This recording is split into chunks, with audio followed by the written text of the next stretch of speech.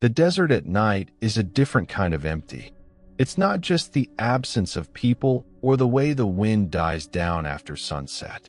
It's the way the darkness settles over the sand, thick and heavy, swallowing up the world until all that's left is the humming of the neon sign and the distant whine of coyotes. I never thought I'd end up here, working the graveyard shift at a gas station that barely shows up on any map. But life has a way of pushing you toward places you never meant to go. My name's Jamie. I'm 27, and if you'd asked me a year ago where I'd be, I would have said anywhere but here. But after my dad died and the bills started piling up, I took the first job I could find. The ad was simple: night attendant needed. Good pay. Must be reliable. Will train. No mention of the location, just a phone number and a promise of cash under the table. I called, desperate, and 2 days later I was driving west, my old Honda coughing up dust as I followed a set of directions that felt more like a scavenger hunt than a commute. The gas station sits at the intersection of two highways that don't really go anywhere. There's a faded sign out front, Desert Sun Fuel, and a row of pumps that look like they haven't been updated since the 70s. The building itself is squat and square, with a single flickering light above the door and a security camera that's more for show than anything else. There's a small convenience store inside, stocked with the usual junk food, bottled water, and a few shelves of motor oil and antifreeze. Behind the counter, there's a battered register, a landline phone, and a thick binder labeled Night Procedures. My first night, the manager, a wiry man named Carl with sunburned skin and a voice like gravel, met me in the parking lot. He didn't bother with small talk, just handed me a set of keys and a list of rules, printed on a single sheet of paper and laminated so the ink wouldn't run if it got wet. "Read these," he said, his eyes never quite meeting mine. "Follow them. Don't ask questions. If you make it through the week, the job's yours." I took the list, expecting the usual stuff: don't sell alcohol to minors, check IDs, lock up the cash at the end of the shift. But the rules were different. Night rules, Desert Sun Fuel. Lock the front door at 11 p.m. sharp. No exceptions. If a car pulls up and the headlights don't turn off, do not go outside. If someone knocks on the glass after midnight, ignore them, no matter what they say. The payphone outside will ring at 2:13 a.m. Do not answer it. If you hear footsteps on the roof, turn off all the lights and hide behind the counter until they stop. If a customer comes in wearing all white, serve them quickly and politely. Do not make eye contact.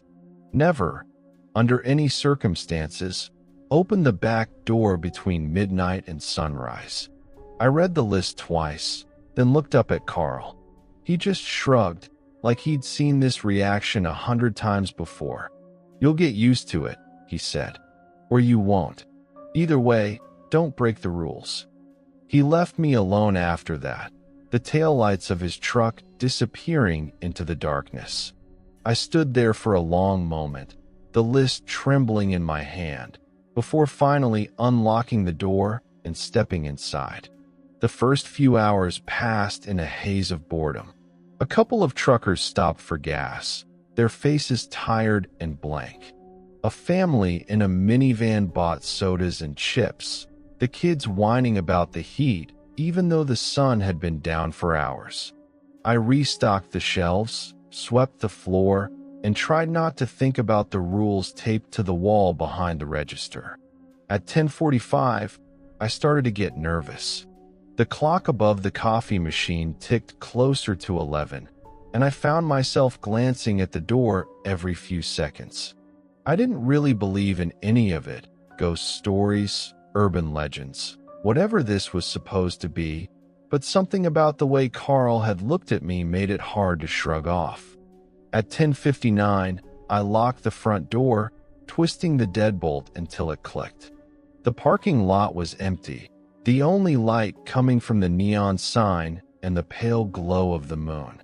I stood there for a minute, listening to the silence, half expecting something to happen. But nothing did.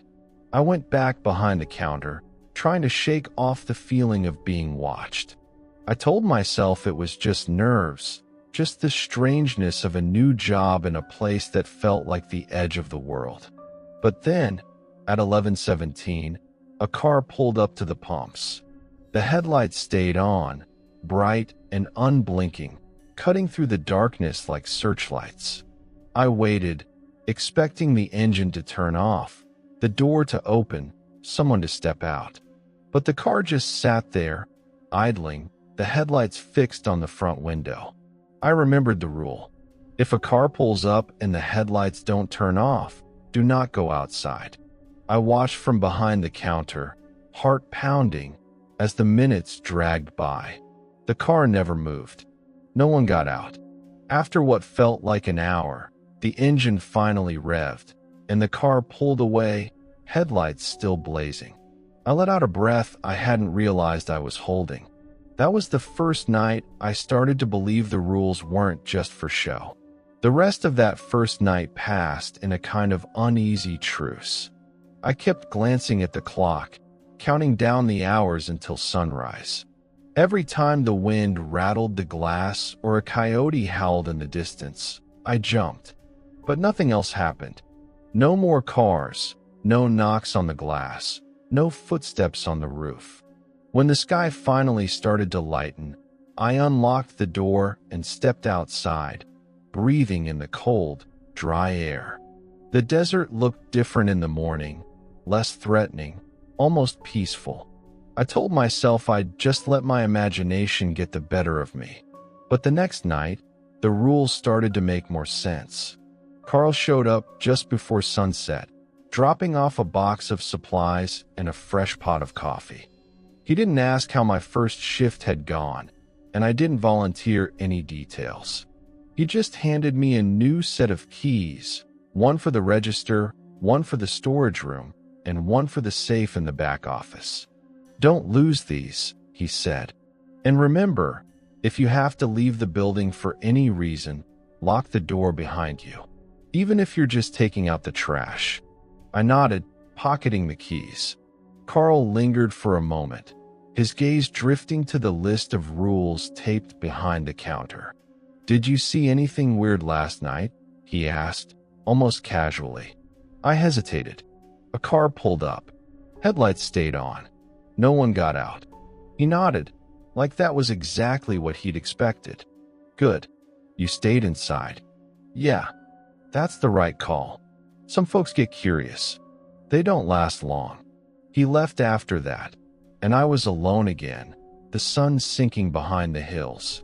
I made a fresh pot of coffee, restocked the shelves, and tried to settle into a routine.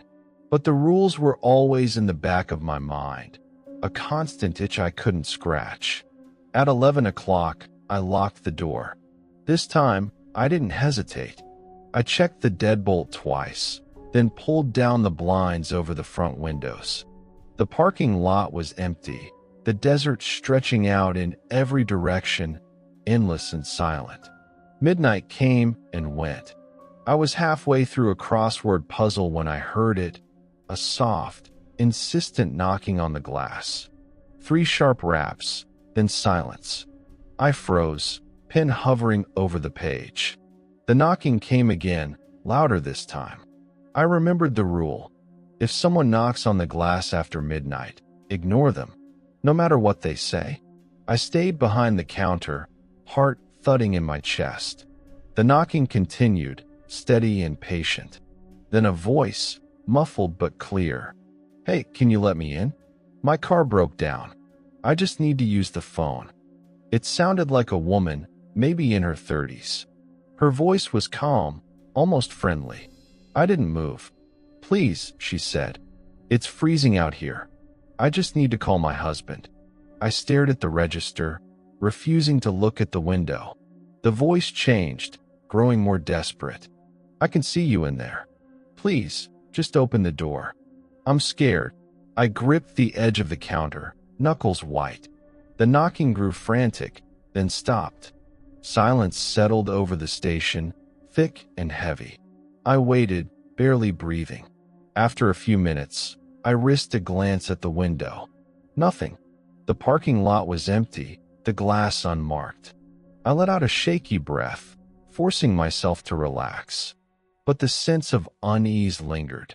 I couldn't shake the feeling that something was watching me, waiting for me to slip up. At 2:13 a.m., the payphone outside rang. The sound was jarring, slicing through the silence like a knife. I stared at the phone, the old metal box illuminated by the neon sign. It rang again, and again, each ring louder than the last. I remembered the rule, do not answer it. I tried to focus on my crossword, but the ringing wouldn't stop. It went on for what felt like forever, echoing through the empty station. Finally, it stopped, leaving a ringing in my ears. I didn't sleep when I got home that morning. I just lay in bed, staring at the ceiling, replaying the night over and over in my head. The rules weren't just for show. They were a lifeline, a thin thread keeping me safe in a place that didn't make sense. By the end of my first week, I'd memorized every rule. I followed them without question, without hesitation. The nights blurred together, each one a test of nerves and discipline. Sometimes the car with the headlights would return, idling at the pumps for hours. Sometimes the knocking would start earlier, the voice changing, sometimes a man, sometimes a child, always pleading, always just on the edge of believable. I never answered. I never went outside. I never opened the back door, no matter how many times I heard footsteps in the alley or the sound of someone crying. But the worst was the customer in white. It happened on my 6th night. The clock read 1:27 a.m. when I heard the chime above the door. I looked up, confused. Had I forgotten to lock it? But the deadbolt was still in place, the door unmoved. Then I saw him. A man, tall and thin, dressed head to toe in white jeans, white shirt, even white boots. His skin was pale, almost translucent, and his eyes were a flat, empty gray. He stood in the center of the store, staring at me. I felt a cold sweat break out across my back. I remembered the rule. If a customer comes in wearing all white, serve them quickly and politely. Do not make eye contact. I forced myself to move, grabbing a bottle of water from the cooler and placing it on the counter. The man didn't speak. He just watched me, unblinking. "That'll be $2, I said, keeping my eyes on the register. He placed a crisp bill on the counter, his fingers long and thin. I took the money, handed him his change, and waited. He turned and walked out, silent as a shadow. The door never opened. He was just gone. I stood there for a long time, shaking, the rules echoing in my mind. After the man in white, the nights took on a new edge. I started to notice things I hadn't before, the way the shadows in the corners of the store seemed to move when I wasn't looking, the way the air felt heavier after midnight, thick with something I couldn't name. Even the hum of the old refrigerator sounded different, like it was trying to cover up other noises just out of earshot. I stopped questioning the rules. I stopped questioning anything. My world shrank to the size of the gas station, the circle of light from the neon sign, and the list of instructions taped behind the counter. Everything else, the outside world, my old life, the reasons I'd come here, faded into the background. Carl came by less often. When he did, he looked more tired than before, his eyes ringed with dark circles. He never stayed long, just dropped off supplies and left, always before sunset. Once, I tried to ask him about the rules, where they came from, who wrote them, why they were so specific. He just shook his head.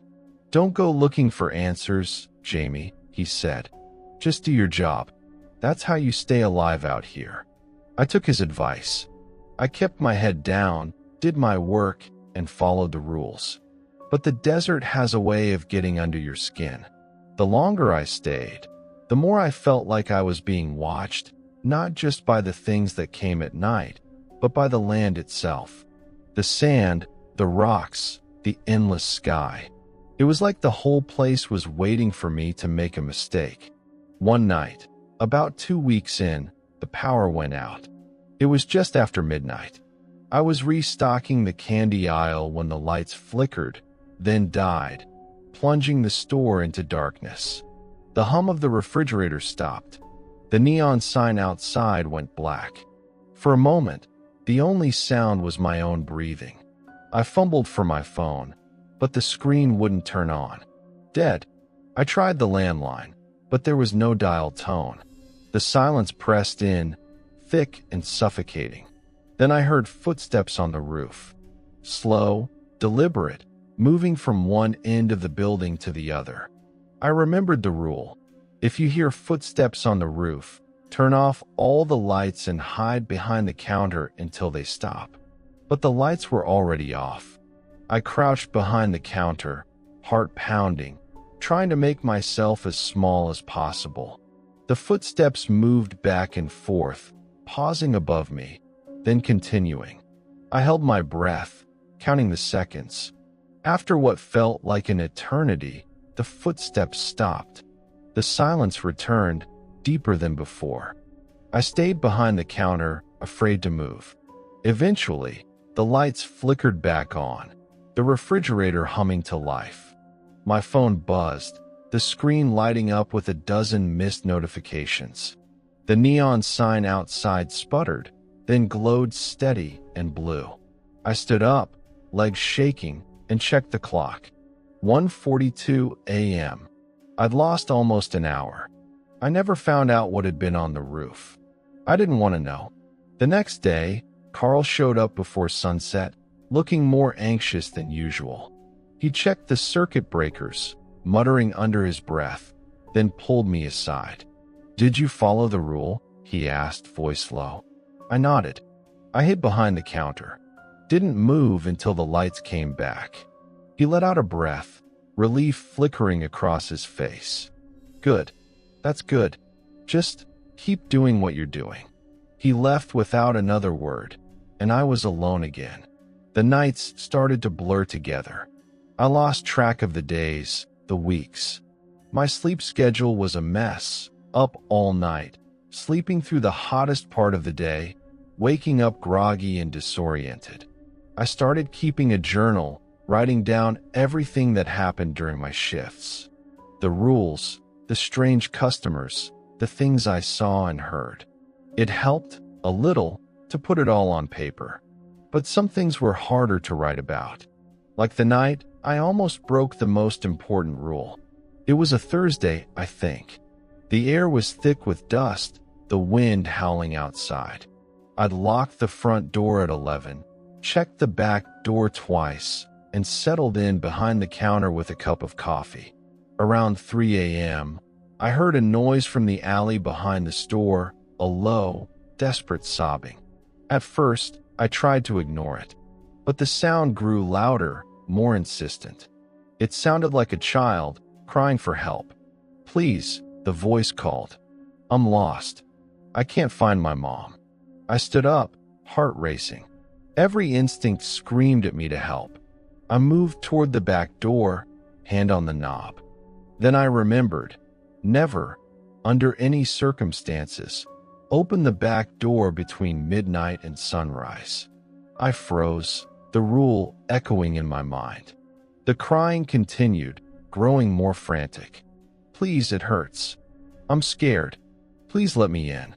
I backed away from the door, hands shaking. The crying turned to screaming, high and shrill, then stopped abruptly. Silence. I didn't sleep that day. I just sat in my apartment, staring at the wall, wondering what would have happened if I'd opened the door. The next night, there was a new rule taped to the wall behind the counter. If you hear a child crying outside, do not respond. It is not a child. I stared at the paper, my hands cold and clammy. Someone, or something, was keeping track. The rules were changing, adapting. I wondered how many others had worked this job before me, how many had made it through the night. I started to feel like I was part of something bigger, something ancient and dangerous. The gas station wasn't just a place to buy fuel and snacks. It was a barrier, a thin line between the ordinary world and whatever waited in the desert after dark. And I was the one holding the line. I started to notice the patterns. The rules weren't just random warnings. They were a map, a way to survive the strange logic of the desert night. Each one was written in response to something that had happened, some threat that had found a crack in the routine. The list grew longer, the handwriting changing from rule to rule, as if each new edition came from a different survivor. Sometimes, I'd find a new rule waiting for me at the start of my shift, taped to the wall in Carl's neat block letters. Other times, the paper would be torn, the ink smeared, as if someone had written it in a hurry. I never saw anyone add them. They just appeared, as inevitable as the sunrise. I started to wonder about the people who came before me. Did they make it out? Did they leave the rules behind as a warning, or as a confession? I tried to ask Carl once, but he just shook his head. "Don't dwell on the past," he said. "Just keep your head down and do your job." But it was hard not to wonder. The gas station felt like a trap, a place where time folded in on itself. Some nights, I'd catch a glimpse of movement in the security monitor, a shadow flickering across the parking lot, a figure standing by the pumps. When I looked outside, there was nothing there. The customers changed, too. During the day, they were normal enough: locals, truckers, the occasional lost tourist. But at night, the faces grew stranger. People who didn't blink, who spoke in flat, emotionless voices. Once, a woman came in and bought a single pack of gum, her hands shaking so badly she could barely hold her wallet. She never looked at me, just stared at the floor until I handed her the change. After she left, I found a note on the counter, written in shaky handwriting: "Don't trust the mirrors." I added it to the list. "Do not look into the bathroom mirror after 2 a.m. I didn't ask why. I just followed the rule. The nights grew longer as summer faded into fall. The heat lingered, but the darkness came earlier, pressing in on all sides. I started to feel like I was living in a different world, one where the sun was just a rumor and the rules were the only thing keeping me tethered to reality. One night, around 2:30 a.m., the payphone rang again. I ignored it, as always, but this time the ringing didn't stop. It went on for nearly 20 minutes, the sound growing louder, more insistent. I tried to drown it out with music, but the phone cut through everything, a shrill, mechanical wail that set my teeth on edge. Finally, it stopped. I let out a sigh of relief, only to hear a new sound, a soft tapping on the glass.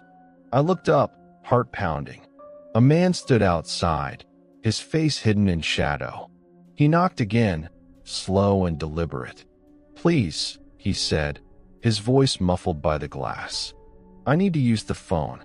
My car broke down." I shook my head, backing away from the window. "Please," he repeated. "It's an emergency." I remembered the rule. Ignore them, no matter what they say. The man's voice changed, growing colder. "I know you can hear me, Jamie." I froze. He shouldn't have known my name. He pressed his face to the glass, and for a moment I saw his eyes, flat, black, endless. I stumbled back, nearly tripping over the mat behind the counter. The man smiled, a thin, humorless line. "You can't hide forever," he whispered. He turned and walked away, vanishing into the darkness. I locked myself in the storage room for the rest of the night, clutching the list of rules like a lifeline. The next morning, Carl found me sitting on the floor, eyes red from lack of sleep. "You look like hell," he said, not unkindly. I handed him the list, pointing to the new rule about the mirror. He nodded, adding it to the master copy behind the counter. "You're doing good," he said. "Most people don't last this long." I wanted to ask how many had come before me, how many had failed, but I didn't. I just nodded, too tired to argue. The days blurred together. I started to lose track of time, of what was real and what was just a trick of the desert. I stopped calling my friends, stopped checking my email. The outside world felt distant, irrelevant. All that mattered were the rules, the gas station, and the endless night. One evening, just before sunset, a new face appeared. She was young, maybe 19 or 20, with dark hair pulled back in a messy ponytail. She wore a faded denim jacket and carried a backpack slung over one shoulder. She looked nervous, glancing over her shoulder as she approached the door. I unlocked it, letting her in. "Hi," she said, her voice shaky. "Is Carl here?" I shook my head. "He left already." "I'm Jamie." She hesitated, then nodded. "I'm Riley. I'm supposed to start training tonight." I stared at her, surprised. Carl hadn't mentioned anything about a new hire. She must have seen the doubt on my face, because she pulled a crumpled piece of paper from her pocket, a note in Carl's handwriting, telling her to report to the night shift. I led her behind the counter, showing her the basics, how to run the register, where to find the keys, how to restock the shelves. She listened carefully, asking smart questions, her eyes darting to the list of rules taped to the wall. "Are these for real?" she asked, voice low. I nodded. "Don't break them, no matter what." She didn't laugh or roll her eyes. She just nodded, her face serious. For the first time in weeks, I felt a flicker of hope. Maybe I wouldn't have to face the night alone. Riley settled in quickly, picking up the routine faster than I expected. She was sharp, observant, and didn't ask too many questions. That first night, I watched her as she read the rules over and over, lips moving silently as she memorized each one. I could tell she was nervous, but she didn't let it show. When the clock hit 11, she was the one who locked the front door, checking the deadbolt twice, just like I'd shown her. The night started quietly. A few late travelers stopped for gas before the doors were locked, their headlights fading into the distance. Riley and I restocked the shelves, swept the floor, and made a fresh pot of coffee. For a while, it almost felt normal, two people working the night shift, sharing stories to pass the time. But the desert doesn't let you forget where you are for long. At 12:07 a.m., the payphone rang. Riley jumped, nearly dropping the box of candy bars she was shelving. "Don't answer it," I said, my voice steady. She nodded, backing away from the window. The phone rang and rang, each shrill note echoing through the empty store. After a few minutes, it stopped, replaced by a heavy silence. Riley glanced at me, her eyes wide. "Does it always do that?" "Most nights," I said. "Just ignore it." She nodded, but I could see the tension in her shoulders. At 1:30 a.m., the footsteps started on the roof. Slow, deliberate, moving from one end of the building to the other. Riley froze, her hand halfway to the coffee pot. "Get down," I whispered, pulling her behind the counter. We crouched together, listening as the footsteps moved above us, pausing directly overhead. I could feel Riley trembling beside me, her breath coming in short, shallow bursts. After a few minutes, the footsteps stopped. The silence returned, thick and oppressive. Riley let out a shaky breath. "What was that?" I shook my head. "Don't know. Don't want to know." She nodded, hugging her knees to her chest. The rest of the night passed in uneasy silence. We stayed behind the counter, only moving when absolutely necessary. When the sky finally began to lighten, we unlocked the door and stepped outside, blinking in the harsh morning sun. Riley looked at me, her face pale. Does it get easier? I thought about it for a moment. Not really, but you get better at following the rules. She managed a weak smile. Good thing I'm a fast learner. Carl showed up just after sunrise, looking surprised to see both of us still there. He handed Riley a set of keys and a new copy of the rules, then pulled me aside. She did okay? He asked, keeping his voice low. She did great, I said. Didn't panic. Follow the rules. He nodded, relief flickering across his face. Good. We could use someone like her. For the next few nights, Riley and I worked together. We developed a rhythm, moving around each other with practiced efficiency. She asked fewer questions as time went on, accepting the strangeness of the job with a kind of quiet resignation. Sometimes, I caught her staring at the list of rules, her brow furrowed in thought. One night, as we were restocking the cooler, she spoke up. "Do you ever wonder what would happen if we broke one?" she asked, her voice barely above a whisper. I hesitated. I've seen enough to know I don't want to find out. She nodded, but I could see the curiosity in her eyes. That night, the knocking started earlier than usual. 3 sharp raps on the glass, followed by a woman's voice. "Please, let me in. I just need to use the phone." Riley stiffened, glancing at me. "Don't answer," I said, my voice firm. The knocking continued, growing more frantic. The voice changed, becoming a man's, then a child's, each one more desperate than the last. Riley pressed her hands over her ears, eyes squeezed shut. I stood behind the counter, staring at the register, refusing to look at the window. Eventually, the knocking stopped. The silence that followed was almost worse. After a while, Riley spoke, her voice trembling. "How do you do it? How do you ignore them?" I shrugged. "You just have to remember they're not real. Or at least, not what they seem." She nodded, but I could tell she wasn't convinced. The next night, a new rule appeared on the wall. If you see your own reflection move when you do not, leave the bathroom immediately and lock the door behind you. Riley read it, her face pale. "Has that ever happened to you?" I shook my head. "No, but I don't use the bathroom after 2, just in case." She laughed, a brittle sound. "Smart." The rules kept growing, each one a reminder that the desert was always watching, always waiting for a mistake. Riley and I clung to them like a lifeline, trusting that as long as we followed the instructions, we'd make it through the night. But the desert has a way of testing you, of finding your weaknesses. One night, just before dawn, Riley disappeared. I'd gone to the back room to grab a box of paper towels. When I returned, she was gone. The front door was still locked, the windows unbroken. Her keys sat on the counter, next to her half-finished cup of coffee. I called her name, my voice echoing through the empty store. No answer. Panic clawed at my chest. I checked the bathroom, the storage room, even the alley behind the building.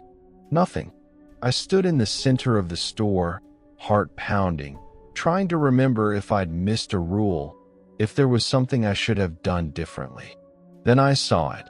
A new note taped to the wall, written in shaky handwriting. "If your partner disappears, do not look for them. Wait until sunrise." I stared at the note, my hands shaking. The rules had changed again. I stood frozen, staring at the new rule.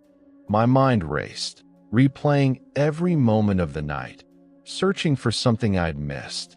Riley's keys, her coffee, the way she'd been quiet all shift. Had she seen something? Had she broken a rule? Or was this just the desert, taking what it wanted, the way it always did? I wanted to look for her. Every instinct screamed at me to check the alley again, to call her name, to do something. But the rule was clear. If your partner disappears, do not look for them. Wait until sunrise. So I waited. The hours crawled by, each minute stretching into eternity. I sat behind the counter, clutching the list of rules, my eyes fixed on the clock above the coffee machine. The silence was absolute, broken only by the occasional creak of the building settling or the distant howl of a coyote. I tried not to imagine what might be happening outside, or what might be lurking just beyond the circle of light. At one point, I thought I heard footsteps in the storage room. I almost got up, almost called Riley's name, but I stopped myself. The rule was clear. I stayed put, heart pounding, sweat beading on my forehead despite the chill. When the first light of dawn crept over the horizon, I unlocked the front door and stepped outside. The desert was still and silent, the sky painted in shades of pink and gold. I walked around the building, checking every corner, every shadow. There was no sign of Riley. No footprints, no dropped keys, nothing. I went back inside, feeling hollow. The note was gone, as if it had never existed. I checked the list of rules, but number 11 was still there, written in the same shaky handwriting. Carl arrived an hour later, looking more tired than ever. He took one look at my face and knew something was wrong. "She's gone," I said, my voice flat. He nodded, not surprised. "It happens. Sometimes the desert takes people. Sometimes it gives them back." I wanted to scream at him, to demand answers, but I didn't. I just sat behind the counter, staring at the list of rules. Carl put a hand on my shoulder. "You did the right thing. You followed the rules. That's all you can do." He left soon after, leaving me alone with my thoughts. The next few nights were the hardest. I worked alone, the silence pressing in on me from all sides. Every time the payphone rang, every time I heard footsteps on the roof or knocking on the glass, I thought of Riley. I wondered if she was still out there, somewhere in the desert, or if she'd become just another story, another warning for the next person who took this job. I started to see things, shadows moving in the corners of my vision, faces in the reflections of the cooler doors. Once, I caught a glimpse of someone standing by the pumps, their features hidden in the darkness. When I looked again, they were gone. The rules became my anchor, the only thing keeping me from slipping into madness. I read them every night, tracing each word with my finger, reminding myself that as long as I followed them, I'd be safe. But the desert doesn't play by anyone's rules for long. One night, just after midnight, the power went out again. The lights died, the refrigerator fell silent, and the neon sign outside flickered and went dark. I grabbed my flashlight, heart pounding, and crouched behind the counter. The footsteps started almost immediately, slow and heavy, moving across the roof. I held my breath, counting the seconds, waiting for them to stop. But this time, they didn't. They moved from the roof to the alley, then to the front door. I heard a soft, insistent knocking, followed by a voice. "Jamie," it said. "It's me. Let me in." It was Riley's voice. I squeezed my eyes shut, refusing to move. The rule was clear. Do not open the door. Do not respond. "Please," the voice pleaded.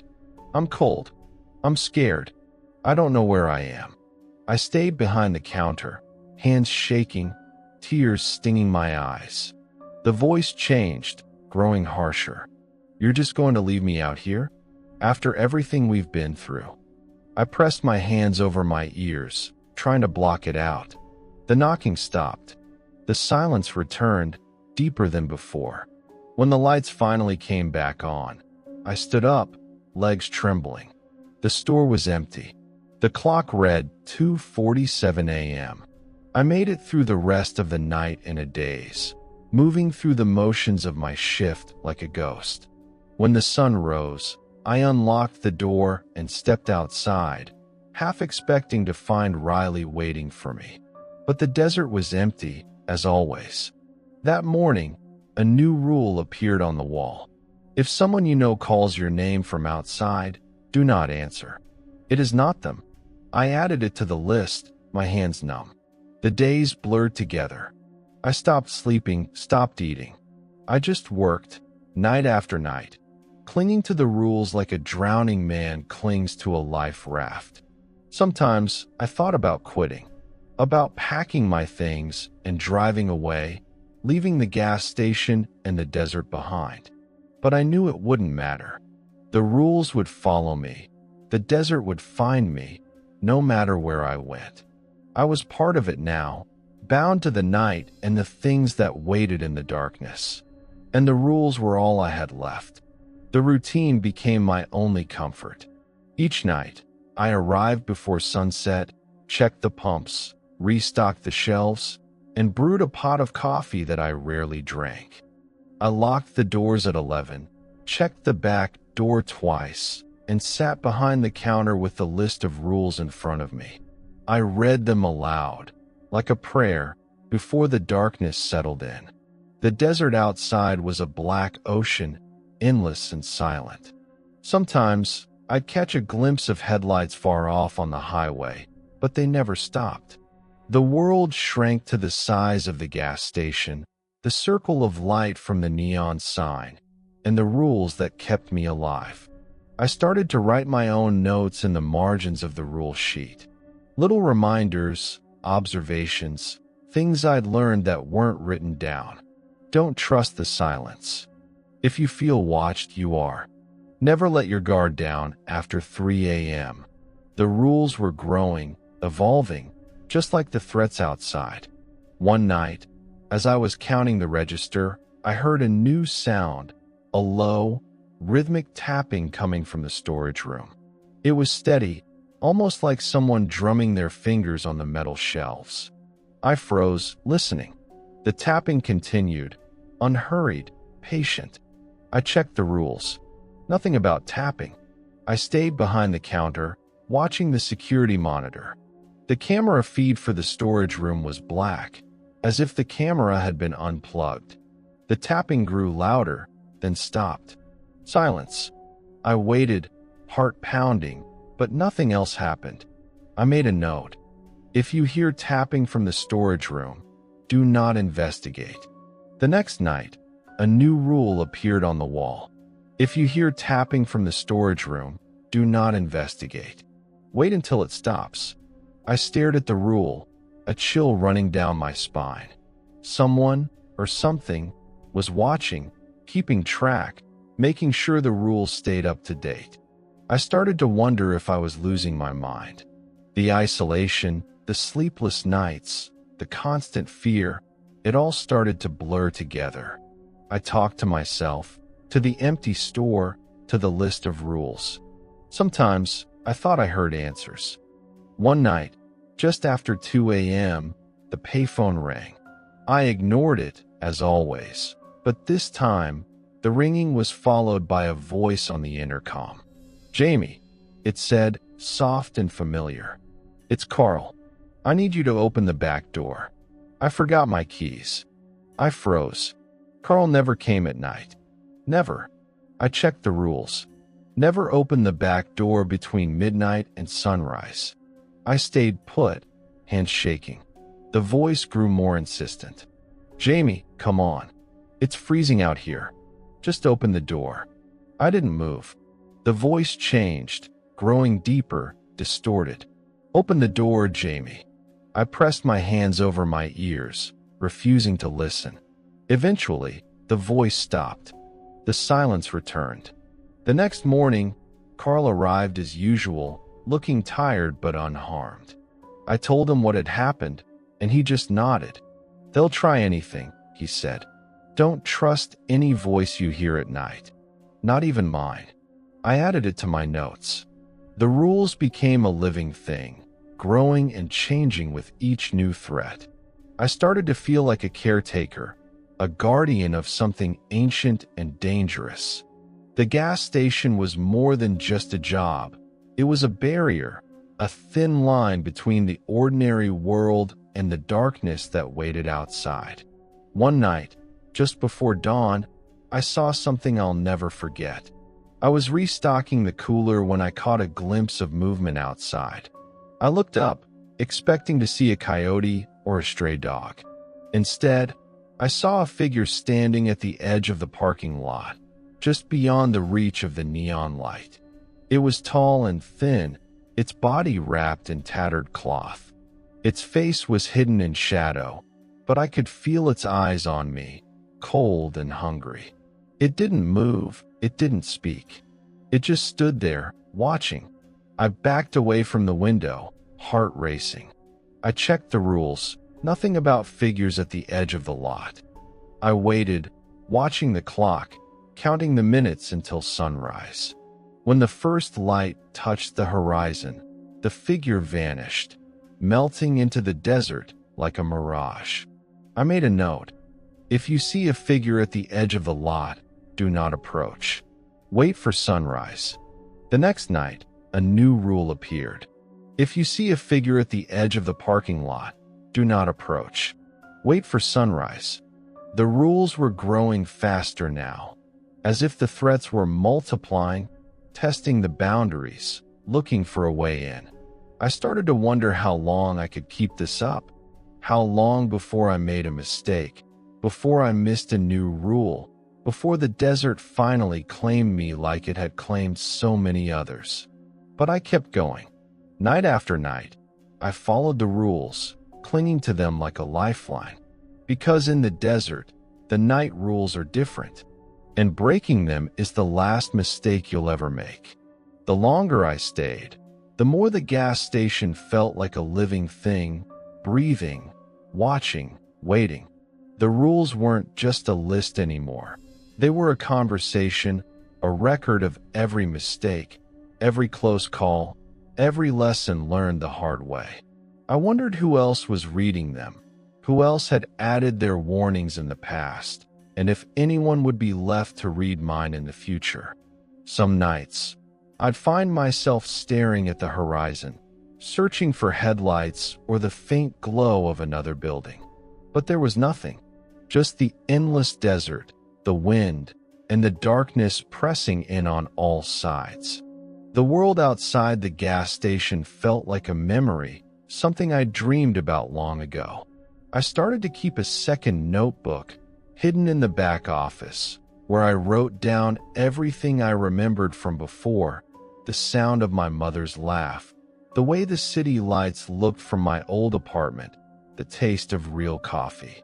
I was afraid that if I didn't write it down, I'd forget, and the desert would take those memories too.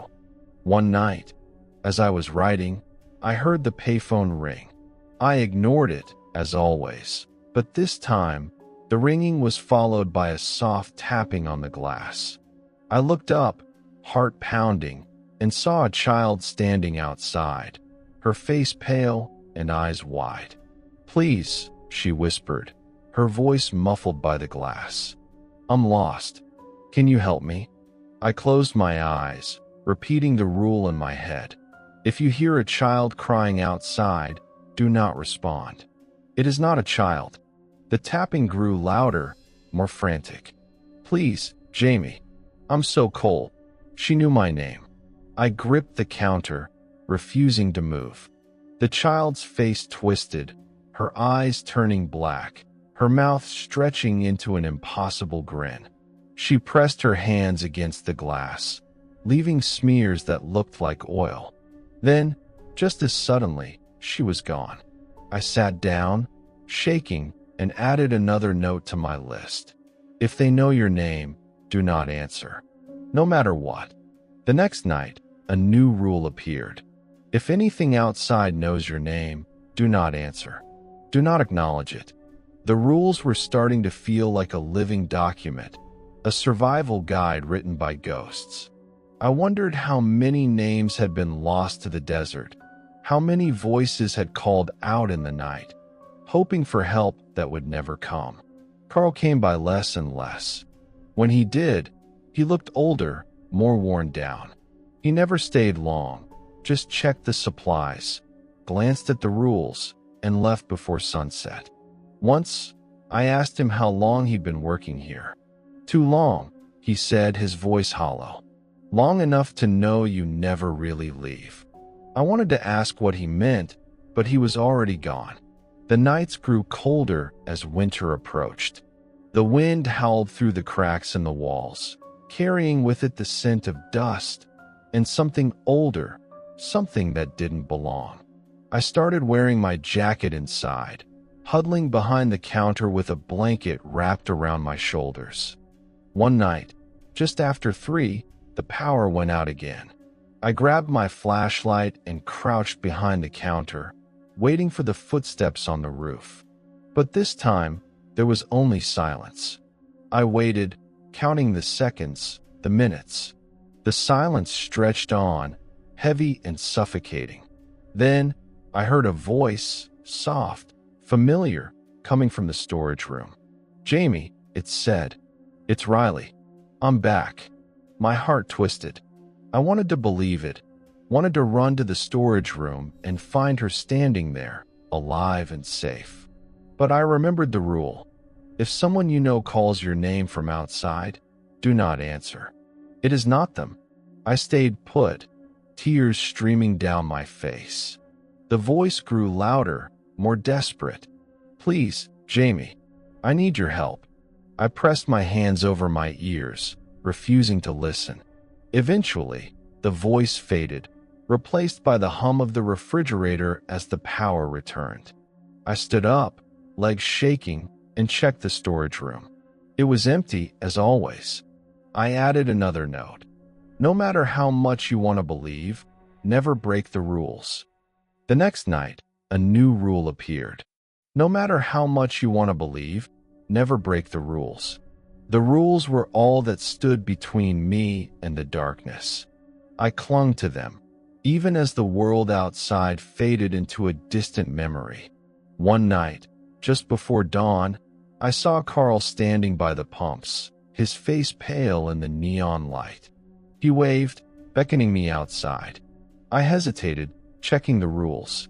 Nothing about Carl at the pumps. I stayed inside, watching as he paced back and forth, his movements jerky and unnatural. Finally, he stopped, turning to face me. His eyes were black, empty. He smiled, a thin, humorless line, and vanished into the darkness. I added a new note. If you see someone you know outside, do not go to them. Wait for sunrise. The next night, a new rule appeared. If you see someone you know outside, do not go to them. Wait for sunrise. The rules were growing faster now, as if the threats were multiplying, testing the boundaries, looking for a way in. I wondered how long I could keep this up, how long before I made a mistake, before I missed a new rule, before the desert finally claimed me like it had claimed so many others. But I kept going. Night after night, I followed the rules, clinging to them like a lifeline. Because in the desert, the night rules are different, and breaking them is the last mistake you'll ever make. The desert never really lets you go. Even when the sun rises and the world seems normal again, there's always a part of you that's waiting for the next night, the next test, the next rule. I started to wonder if anyone ever truly left this place, or if we all just became part of the story, another warning for whoever came after. I kept working, kept surviving. The rules grew longer, the nights grew stranger. Sometimes, I'd find new handwriting on the list, shaky, hurried, desperate. Sometimes, I'd hear voices in the static of the radio, whispering names I almost recognized. I stopped trying to remember what life was like before. The gas station, the desert, the rules, this was my world now. One morning, just before my shift ended, a new face appeared at the door. A young man, maybe 20, with a duffel bag slung over his shoulder and a look of nervous excitement in his eyes. He knocked, and I let him in, watching as he took in the faded shelves, the humming lights, the list of rules taped behind the counter. "Carl said I'd be training with you," he said, offering a tentative smile. "Name's Ben." I nodded, feeling something shift inside me. I handed him a copy of the rules, watching as he read them, his brow furrowing in confusion. "Are these for real?" he asked, glancing up at me. I looked at him, really looked, and saw myself, fresh, uncertain, not yet hollowed out by the desert night. "They're real," I said quietly. "Follow them, no matter what." He nodded, folding the list and tucking it into his pocket. As the sun rose, I realized what the rules really were: a legacy, a lifeline, a way to keep the darkness at bay for one more night. I wasn't just surviving for myself anymore. I was part of something older, something that stretched back through every person who'd ever worked this lonely outpost. The desert would keep testing us, keep changing the rules, keep trying to find a way in. But as long as someone was here to remember, to warn, to hold the line, there was hope. Because in the desert, the night rules are different. And as long as we follow them, we survive.